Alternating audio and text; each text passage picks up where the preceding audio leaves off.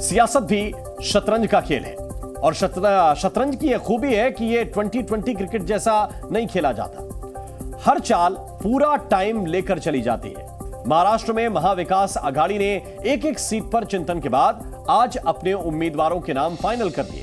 NDA का सीधा मुकाबला ब्रांड मोदी से है। इस रिपोर्ट में देखिए कि मोदी को रोकने के लिए एनडीए ने किस सीट पर कौन से प्यादे बिठाए हैं।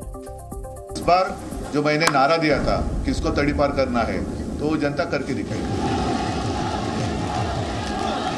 कांग्रेस खुलकर बांटो और राज करो के खेल पर उतर आई है।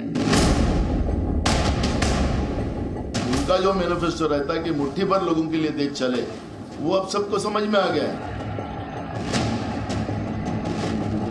कांग्रेस और इंडी गठबंधन है, जहां भी सत्ता पाओ खूब मलाई खाओ। 24 का चुनाव महाराष्ट्र में एनडीए का निकल गया सियासी समाधान।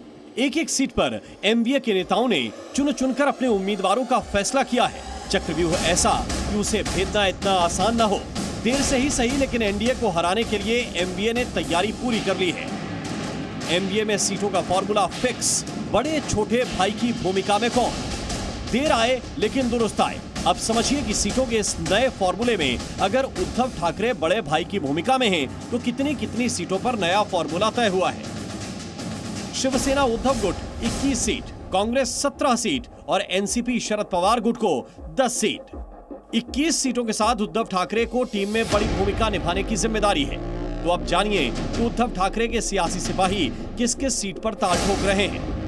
Jalgaon, Parbhani, Nashik, Palghar, Kalyan, Thane, Raigad, Maval, Dharashiv, Ratnagiri, Buldhana, Shirdi, Sambhajinagar, Sangli, Mumbai north west, Mumbai south, Mumbai north east, Mumbai south central, Yavatmal, Hingoli और हाथकड़ंगले। उधर 17 सीटों के साथ कांग्रेस के उम्मीदवार इन सीटों पर ताल ठोकने को तैयार बैठे हैं। नंदरबार, धुले, अकोला, अमरावती, नागपुर, बांद्रा, गढ़चिरौली, चंद्रपुर, नांदेड़, जालना, मुंबई नॉर्थ सेंट्रल, पुणे, लातूर, सोलापुर, कोल्हापुर और नॉर्थ मुंबई। जबकि 10 सीटों के साथ शरद पवार की पार्टी इन लोकसभा सीटों पर अपने उम्मीदवारों को उतार रही है। बारामती, शिरपुर, सतारा, भिवंडी, वर्धा, अहमदनगर दक्षिण, बीड, मधा, डिंडोरी, रावेर सीट पर एनसीपी लड़ेगी। महाराष्ट्र में महाविकास आघाड़ी के बीच जैसे ही सीटों का बंटवारा हुआ, बड़े भाई की भूमिका में उद्धव ठाकरे ने एनडीए के सहयोगी एकनाथ शिंदे पर निशाना साधा। पूरी जनता ने तय किया है कि इस बार जो मैंने नारा दिया था किसको तड़ीपार करना है तो वो जनता करके दिखाई।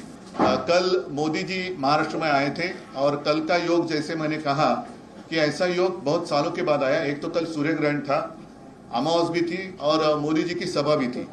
तो इतना बुरा योग बहुत सालों के बाद शायद देश ने अनुभव किया है। महाराष्ट्र की 48 सीटों पर एनडीए और आईएनडीए की टीम में फाइनल मोहर लग चुकी है। अब इंतजार है सियासी मुकाबले का। तो क्या इस बार मोदी के लिए ये बड़ी चुनौती होंगे? सूबे में 7 चरणों में वोट डाले जाएंगे, जबकि मतदान 19 अप्रैल से शुरू होगा और 4 जून को नतीजे आ जाएंगे। Bureau report, C media.